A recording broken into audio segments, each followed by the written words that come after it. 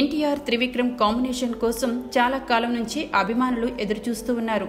ఆ క్షణాలు రానే వచ్చేశాయి. అయితే అజ్ఞాతవాసి వంటి డిజాస్టర్ తర్వాత వస్తున్న త్రివిక్రమ్ కావడంతో ఎలా ఉండబోతోందో అనే కంగారు అభిమానుల్లో కనిపించింది. అయితే ట్రైలర్ టీజర్ తర్వాత ఓ క్లారిటీ వచ్చేసింది.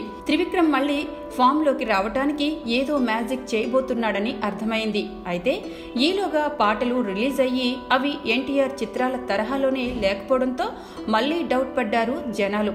అయితే ఈలోగా పాటలు రిలీజ్ అయ్యి అవి ఎన్టీఆర్ చిత్రాల తరహాలో లేకపోవడంతో మళ్లీ ప్రేక్షకుల్లో డౌట్ మొదలైంది. ఎన్టీఆర్ అంతా చూసుకోకుండా ఎందుకు ఉంటారు అని సమాధానం పడ్డారు. ఈలోగా ప్యాక్షనిజం కథ కదా, ఇప్పుడు ప్యాక్షనిజం కథలు ఎవరు చూస్తారు? మిర్చి సినిమాకు ఆర్డర్ వేశారంటగా, సమరసింహారెడ్డి క్లైమాక్స్ ని రిపీట్ చేశారంటగా అనే టాక్ మొదలైపోయింది. ఇలాంటి చిత్రమైన అనుమానాలతో ఈ సినిమా ఈ రోజు రిలీజ్ అయింది. మరి ఈ చిత్రం అభిమానుల అంచనాలను అందుకుందా లేదా రొటీన్ ప్యాక్షనిజం కథగా మిగిలిపోయిందా? త్రివిక్రమ్ తిరిగి తన సత్తా చూపించారా? ఎన్టీఆర్ పర్ఫార్మెన్స్ ఎలా ఉంది? అసలు కథ ఏంటి? మళ్లీ వెనక్కి వచ్చి కమెడియన్ చేస్తున్న సునీల్ క్యారెక్టరైజేషన్ ఏంటి వంటి విషయాలు తెలియాలి అంటే రివ్యూ చూసుకుందామా? ఫ్యాక్షన్ గ్రూప్ లీడర్ నారప్పరెడ్డి ఈ పాత్ర నాగబాబు చేస్తున్నారు. ఒక్కగాని ఒక కొడుకు రాఘవరెడ్డి అంటే మన ఎన్టీఆర్. నారప్పరెడ్డికి రైవల్ గ్రూప్ బసవరెడ్డి అంటే మన జగపతి బాబు. తన తండ్రి తన కళ్ళ ఎదుటే ఫ్యాక్షన్ హత్యకు గురి కావడంతో తట్టుకోలేని రాఘవ తాను కూడా కత్తిపడతాడు. కానీ తన జేజీ అంటే సుప్రియా పాఠక్ చెప్పిన మాటలకు ప్రభావితమైన ఫ్యాక్షనిజానికి తమ ప్రాంతంలోనే చమ్రగీతం పాడాలని, శాంతి నెలకొల్పాలని అనుకుంటాడు.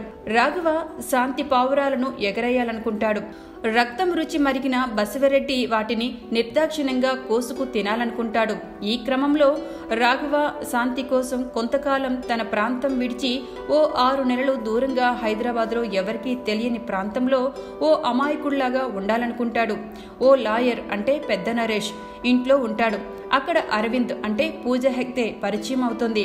ఆమె రాయలసీమ ఫ్యాక్షనిజం పైన డాక్యుమెంటరీ చేయాలనుకుంటుంది. అయితే రాఘవ అటువంటి ఫ్యాక్షన్ కుటుంబాల నుంచి వచ్చినవాడు అని ఆమెకు తెలియదు. అయితే ఈలోగా రాఘవ చేసిన చిన్న పొరపాటుతో అతను ఎక్కడున్నాడో ప్రత్యర్థులకు తెలిసిపోతుంది. అప్పుడు వాళ్ళు రంగంలోకి దిగుతారు. రాఘవకు ఆశ్రయం ఇచ్చిన అరవింద ఫ్యామిలీ పైన పడతారు. అప్పుడు రాఘవ ఏం చేశాడు? బసిరెడ్డితో మార్పు వచ్చిందా? సీమలో శాంతి స్థాపన జరిగిందా? అరవింద్కు అసలు తమ ప్రేమికుడు ఓ ఫ్యాక్షన్ ఫ్యామిలీకి చెందినవాడు అనే విషయం తెలిసి రాఘవను యాక్సెప్ట్ చేస్తుందా? ఈ కథలో సునీల్ పాత్ర ఏంటి వంటి విషయాలు తెలియాలి అంటే సినిమా మొత్తం చూడాల్సిందే. ఈ సినిమాలో ఎన్టీఆర్ మాత్రం మాస్ గా చెప్పుకోవాలి అంటే ఇరక్కొట్టేశాడని చెప్పాలి. తన అభినయ సామర్థ్యంతో తెరపైన చెలరేగిపోయాడు. స్టార్ ని పక్కన పెట్టి నటుడిని బయటకు తెచ్చి త్రివిక్రమ్ సాహసానికి మెచ్చుకోవాలి. టెంపర్ సినిమా తర్వాత ఎన్టీఆర్ ఆ స్థాయిలో అద్భుతంగా చేశాడు.